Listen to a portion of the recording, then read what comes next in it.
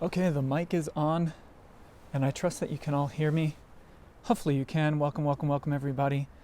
Episode number 77 of my series of live stream Paris tours, and I'm so glad you could join me. Usually I start these episodes by saying welcome to Paris.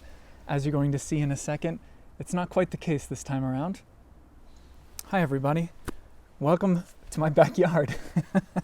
This is how we're doing things these days. I hope you're wherever you are in the world, you are safe and secure and surrounded by loved ones, either physically or virtually. It's not so much physically these days. Boy, interesting times that we live in here. Let me see if I can pull up the comments so I can see all. There we go. Yeah, so I can't be in Paris today, obviously.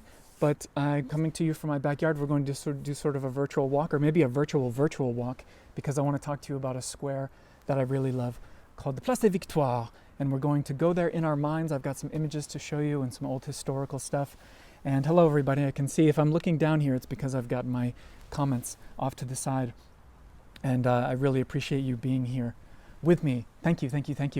Just to catch you up to speed, it's been almost a week that we've been in sort of lockdown quarantine mode in France.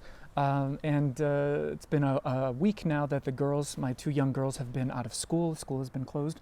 So we spend a lot of time back here in the backyard, although it is very chilly today, very chilly. Someone just said, nice scarf, Amy Harden. Well, thank you, Amy. I didn't really take my time to do the scarf. I'm just trying to bundle up here. And so, yeah, let's just jump right into it. Thank you, everybody. And I want to thank everyone who's been sending donations my way through PayPal or through Patreon. And that has been absolutely amazing. Some of you have been helping out my sister on her GoFundMe page. My sister's trying to help keep her bar alive in Brooklyn, which is, of course, closed down right now. You'll find the link that I'll put in the description later on of this video. So I'm so glad to continue this series. Nothing's going to stop us, gosh darn it. And I think we all need each other now more than ever, and we certainly need Paris now more than ever. So one day we will get back on the streets of the City of Light. But until then, we're going to do this from home. And so let me pull up our first image here. Luckily, with this new YouTube system and the new app that I'm using, I can share a lot of stuff with you. So let me show you at least where we are in our mind's eye via Google Maps. If you look right here, many of you will notice this as pretty much central Paris, where you can see the Seine River and the Louvre Museum down there on the bottom. And then that rectangular square of grass is the Palais Royal. And what we're talking about today is this right here, that little circle. Sometimes a circle is a square, and in this case that's the case. The Place des Victoires is one of only 5 royal squares in Paris. And if you're keeping track at home, the other 4 happen to be the Place Vendôme, the Place des Vosges, Place de la Concorde, Place Dauphine, and did I name them all? I can't even remember. Did I name them all? Yeah, Place Dauphine, Place des Vosges, Place de la Concorde, Place des Victoires. What's the other one? I should know this. Anyway, so let's get started with this. So that's where we are today. Let me show you where the, oops, I didn't want to do that. Let me show you where the Place des Victoires looks like, in case you didn't know.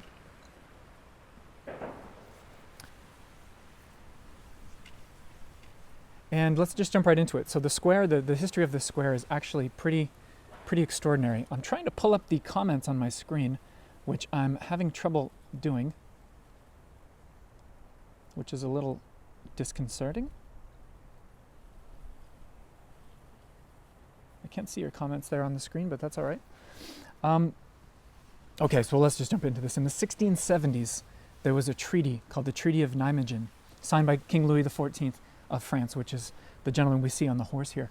That treaty ended several wars, notably the one between the French and the Dutch, making the king even more popular. One of the distinguished colonels, because the title of this episode is The Colonel, the King, and the Naked General, we're going to get into all that. One of the distinguished colonels that fought alongside King Louis during those wars was the colonel of the National Guard. His name was François d'Aubusson, and he looked like this. And the colonel here was a big fan of the king. Some would call him a little bit of a brown-noser, in fact.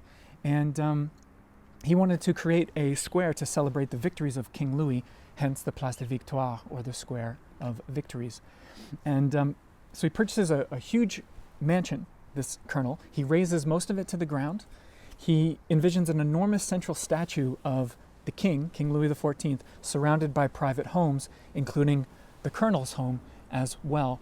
And this is a beautiful 18th century map, and it shows you what the Place des Victoires originally looked like. And the actual shape of the square itself, the circular shape of the architecture, was the brainchild of the famous French architect Mansart, who is also known for doing Place Vendôme and Les Invalides, etc. And Mansart was always known for his elegance and grandeur and harmony in his architecture. And this unique circular design was very rare and cutting edge in France, and really made the statue the focus, almost as if it's like an auditorium of a theater, and the buildings themselves and the residents of the square are the audience. And of course, everything has the focal point of the king in the center. So back to me. Let me check the comments. They're not coming up on my little screen, so I'm just making sure that everything's going. Oh yeah, I can see them all flooding in.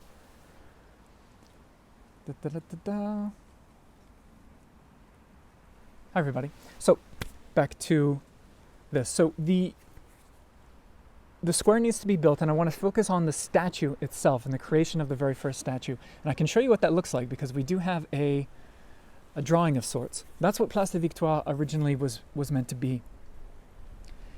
And because the statue we see today wasn't the original one. The first one was in 1686. For those of you who are fans of the very first cafe in Paris, known as Le Procope Cafe, that was the same year as the very first cafe, 1686, this statue was installed. And if you can make it out there, it was originally a gilded bronze statue of King Louis XIV, standing very proud, and he's being crowned by Lady Victory. Now at his feet, as you can see, this was a little bit controversial eventually, at his feet were slaves essentially, and each of them represents the vanquished European nations that he had essentially conquered thanks to that treaty of Nijmegen. And so they're sort of at his feet. And so as usual, the statue serves as a bit of propaganda to show the king being, conquering his enemies, as it were. So more on those slaves in a second. When the large columns you see here on the left and the right in the background, those were meant to be lanterns. And there were 4 large columns with lanterns on top that would illuminate the statue's gilded surface at night. Some historians describe that as the first example of public lighting in all of Paris. And that would have made sense, because these royal squares were very fancy areas, and that's where the lighting would have been tried out, where the wealth was, where the money was. So when Louis XIV finally arrived in person, and everyone's has bated breath and just like biting their nails and waiting for the king to come and see if he approves of the Place des Victoires, which was designed for him. It wasn't finished, in fact, and the constructors had to hang painted canvases over the incomplete buildings to camouflage the unfinished sections and give the illusion of a completed architecture. And then most of the lanterns weren't finished either, so they had to make fakes in plaster. But turns out that even with the fake facades and the fake lanterns of plaster, the king was still pleased, and so all went according to plan. Those little columns, the medallions rather, on the columns, if you can see those little round medallions and the columns in the back there, a few of those have been preserved because the lanterns are long gone, but a few of those medallions are in the Louvre.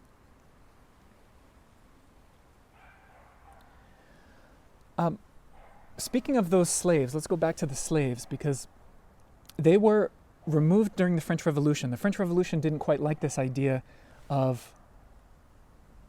I'm sorry, I didn't turn the music's down yet. They didn't like the idea of the slavery idea during the French Revolution. So in the 1790s, they removed them, and you can actually see them in the Louvre. They temporarily were part of the decoration at Les Invalides, and then were moved and transported to the Louvre, and you can actually still see these. They're in the Cour Puget of the Louvre. You can technically even see them from street level if you look through those large plate glass windows onto the Cour Puget. There are several statues there in a skylit space. And so these were, if you're ever wondering, these were at the base of the original Place des Victoires statue. Speaking of the French Revolution, they would eventually tear down the statue itself. Look at this. This is back to Place des Victoires, and these are the revolutionaries, of course, not too fond of King Louis XIV. even though he had been dead a long time, of course, they were very anti-monarchy, and so they removed the statue itself and dismantled it. What did the revolutionaries put up in place of the original statue? It was a much less offensive, to them at least, wooden pyramid. And you can see here this very rare drawing of the pyramid that the revolutionaries put up there, sort of an obelisk of sorts, and then the destroyed decoration at the feet. So what happened to the pyramid? It's a succession of things that leads us to the current statue today that we enjoy at Place des Victoires. Well, Napoleon Bonaparte came in after the Revolution as Emperor of France, and he essentially turned that wooden pyramid into firewood. He destroyed it, sent it away. It was dismantled and just burned up. And what he was going to do, and this is where the naked general comes in, because we've talked about the colonel, we've talked about the king, and here comes the naked general, because one of Napoleon's famous generals was a gentleman named Desaix. And Desaix had helped Napoleon fight battles and win battles in Egypt and Italy. And so Napoleon's going to erect a beautiful bronze statue of his general that would have looked like this. This was almost going to, and this was right in the heart of, the center of Place des Victoires. This was going to create quite a bit of a stir. In fact, a lot of Parisians thought that this was too improper, because it's essentially a naked general. He's got just a little bit of cloth covering his family jewels there, and it wasn't quite enough. So this was very scandalous, and people were joking about it. And essentially, within 1 month, the city of Paris, due to the scandal, had to build a huge fence around the naked general, Napoleon's general here, because it was just a little bit too much for folks to handle. You can see an obelisk there, and the general Desaix, Mr. Desaix, is actually pointing toward, in the direction, or he was at least, was pointing in the direction of Italy and Egypt, and where he had won battles for Napoleon. So the naked general wouldn't last long either, because there was another regime change after Napoleon, people who weren't as sympathetic to the generals of Napoleon. And so this would have actually been melted down, and believe it or not, the naked general, once he was melted down, the bronze was recast into that famous statue of Henry IV on the Pont Neuf. I know a lot of you who know Paris enjoyed the Pont Neuf, and you know that very famous equestrian statue of Henry IV right on top of the bridge, facing the Place Dauphine. Well, a lot of people don't know as they walk by that very statue of Henry is the medal of the naked general. What about the statue that we enjoy today in the Place des Victoires? That was actually the melted metal of a Napoleon statue at Place Vendôme. So I think that's pretty fantastic how they took a Napoleon statue, melted it down to make this that we enjoy at Place des Victoires, and then the naked general became Henry IV on the Pont Neuf, and that's the history of Paris and major cities in general in Europe, is that the bronze is so valuable that it's not just melted down and thrown away or destroyed, it's usually repurposed. So now today we're back to Louis XIV. We started in the 17th century with King Louis. We eventually, through several other installations, got back to Louis XIV, and here he's looking very regal and very Roman, actually. No saddle, no stirrups, because he's a badass and he knows what he's doing. He's King Louis after all. And I want to point out the position of the horse, because for a long, long time in art history, some people ask me, do the legs of the horse, the positioning of the horse's legs, do they tell you something? Is that a clue as to the death of the man on the horse? And that was true for a period of time, and then not so much. In this case, not really. For example, usually with all the legs touching the ground, with the horse legs, it would mean that the rider had died in bed. If the horse had one front leg raised, it meant that the person had been assassinated or died of an injury, perhaps a battle injury. If the horse is on his hind legs, which is the case here, it means that the rider was killed on the battlefield. But that is not the case here, and so that symbolism doesn't always hold up. King Louis was not killed on the battlefield. He died in bed of gangrene. So this contradicts that, but for a short period of time, yeah, a horse would tell you how the person died in the end. Now, looking at this, by the way, today's current statue, if you imagine how heavy this piece of bronze is, just try to think, even though it's hollow, it's still an immensely heavy chunk of metal. How is it supported just on those tiny hind legs of the horse? The trick is that in the tail which also touches the pedestal, has huge iron bars. anchoring it to the pedestal itself. And so that's how they can pull this, pull this magic trick of sorts, this very heavy metallic equestrian statue up on its hind legs. So that's the secret to that. Let me pop over here and check out your comments and make sure that you're all still there. I see over 100 of you here. Fantastic. And I see old school recycling, says Amy Harden. People are laughing, and Missy's keeping the mood light, which she's always good at. And so, what else do I want to tell you about this place? Before we get to, the horse's head is pointing towards something very useful and very special in the Place Victoire. And if you follow the horse's head in this square, it will lead you to a great eatery that I will mention in a second. But before we get off the idea of the statue of the Place Victoire, even something else happened, because once this statue was constructed, years went by, generations went by, and then all of a sudden World War II breaks out. Hitler is threatening to bomb Paris, of course, ahead of the invasion itself during the Nazi occupation. And because for fear of that, what they did was the city of Paris had no choice but to erect, and this is around the equestrian statue that we just saw, erect an enormous pyramid of sandbags. And so this was the beginning of that construction, and I'll show you in a second what the completed project looked like. But this apparently was common. They did this in front of the sculpted facade of Notre Dame Cathedral as well, famously, just to protect, on the off chance that Hitler's bombs fell on Paris, to protect this very statue. Let me show you the finished product here. Isn't that amazing? Sorry, mixed up my photos there. I'm still getting used to this whole app and this whole process. So yeah, that's what Louis was quite hidden for a while. So let's get back to the horse and where it's facing. If you follow the horse's head down just one block from the Place Victoire, you're going to arrive at my favorite bistro in the area, called the Bistro Victoire, Bistro of the Victories. Pretty much everything's named Victoire in that area. And so I want to show you the menu, because I even took a photo of this specifically for you the other day before, I was quarantined and not allowed to be on the streets. And I want to circle one thing. I just want to show you my favorite thing. If you're ever at the Bistro Victoire, again, you follow the horse's head toward the eatery.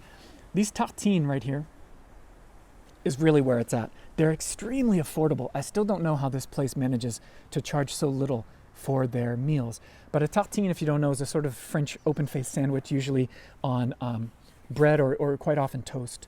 And this one right here in particular, the Savoyarde, I don't know if you can make that out, but it is like an open-faced sort of toast sandwich with potatoes, lardons, which are those little sort of bacon bits, and onions and cream and cheese, and there's a nice little side salad. So you definitely want to hit up that tartine for sure, the Savoyarde. And I also like the Italienne right here with some tapenade and mozzarella. So keep that in mind, the Bistro Victoire. And especially the tartine Savoyarde with a glass of wine, you can have an amazing lunch for like 15 euros. And of course, that bistro, like all the others, are closed right now, but I promise you one day it will reopen and we'll all be enjoying that. I also want to mention founded 1802, by the way, the Bistro Victoire. It's been around now for well over 100 years. Fantastic. They have a good café gourmand if you're interested in that. With all the little treats and the coffee. Let me go to one more thing. There's number 5 on the square of Place de Victoire is a courtyard that is always open because there are businesses upstairs.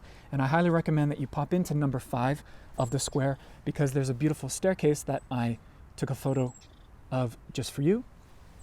It's not the best photo I've ever taken, but you can see this beautiful, and Prel is an old company that still has its offices upstairs. Love this staircase here and the lanterns. And the little courtyard beyond it has a little cast iron fountain, which is quite nice too. There is a peculiarity of this little entrance, and right here, I don't know if you can make it out, but underneath that curb, they intentionally, it's hollow. So there is a drainage spout of sorts. It's not really a spout, but they just carved out a space, so all along and on the other side as well, underneath, all along there's water drainage, and that's very unique. That must have been very, very forward thinking back then in the 17th century when they installed all this.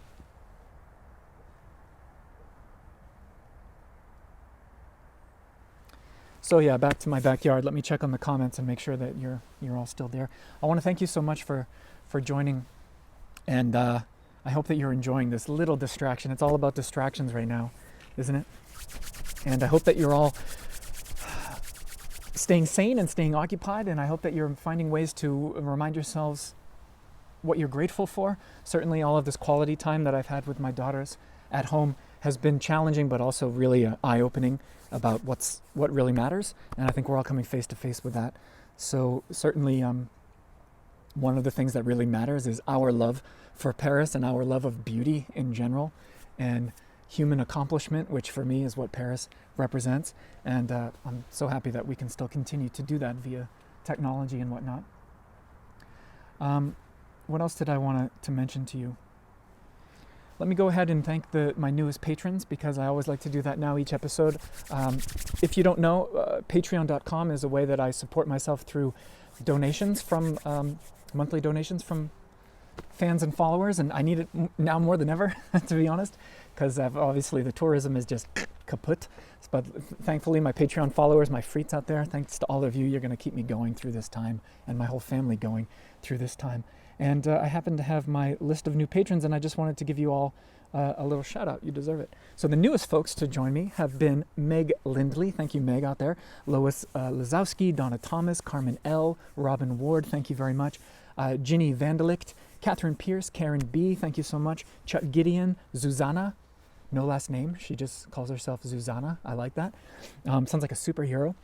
David Michael, Juanita McDonald. Thank you very much. Laura Tomasevich. Judy Honeycutt signed up a second time. Thank you, Judy.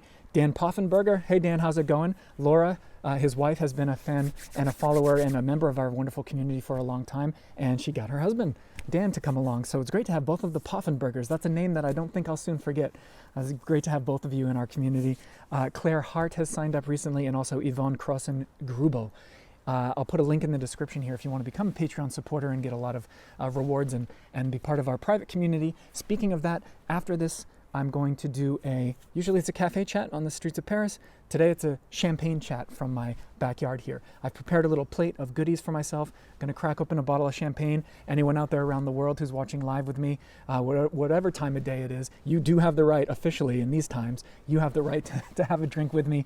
Even if it's first thing in the morning. So we're going to do that over privately in our Facebook group, in the Cafe Chats Facebook group as usual. We'll do that in about 10 minutes time from when I stop this video, give myself time to go get my champagne and whatnot, and we'll have a private little chat and catch up and see what everyone's been up to. Something that I want to finish with too is that my sister, who lives in Brooklyn, she manages a bar, and she worked very hard to get this bar up and running. It's sort of her baby, and of course now it's closed, and her very livelihood and the future of that business is threatened. And I'm going to put a link in the description of this to her GoFundMe page, the GoFundMe of the business itself, the bar, wonderful people who run it, and so they're trying to get some help to secure the future, the very uncertain future of not only that business but my sister's own livelihood and her career. So if you could be so kind, I'd consider it a personal favor if you want to pop over and just add a few dollars to her GoFundMe campaign. And speaking of donations, thank you to everybody who has been sending me stuff, and I'm going to make more videos for those who have made donations to thank you personally. I think that's about it. I've blabbered on long enough. I hope you enjoyed this. We came in at just about 30 minutes, which is what I try to do typically. I usually don't succeed, but we managed to do it this time. Let me go right back in the comments here and make sure. Thank you everybody for the super chats. I can see those coming in. That's another way that you can donate. I guess I could have mentioned that at the beginning of this video, but I don't like to solicit too much. And you can always do it next time as well. Sorry if I didn't see those coming up. The comments weren't working on my screen today, but we'll rectify that. I'll go back through and I'll thank you all for sending your super chat donations. That is much appreciated and much needed in these times. We're going to get through this. A lot of optimism. Remember what you're grateful for. Think about when we get through the end of this tunnel, and this is all behind us, think about one or two small things that you're going to change in your own life and in your own perspective, and the way that you treat people and the way that you treat yourself. Because right now, these are the times where we need to make those decisions about what's important and remember those afterward. And then maybe we can all be slightly better people and a slightly better world and community as a result, some good stuff has got to come out of this. So, check your clocks right now. If you are a Patreon supporter currently, check your clocks, and in 10 minutes from now, we're going to be back in our Cafe Chats group in Facebook, and we're going to drink some champagne. All right, take care, everybody. If you can't bring yourself to Paris, I'm going to bring it to you. Even when I'm not technically in Paris, I'm still going to bring it to you. And we're going to try to keep this series going every Saturday. And for my private Patreon members, I'm going to try to keep some other options open for us to stay in touch virtually and communicate with each other and have watch parties of previous episodes and stuff like that. Okay, so number 77 in the can. I hope everything worked out on your end, and I will check you out on the next episode. Take care, everybody. Take care of yourselves. Take care of each other. And looking forward to happier times. Bye.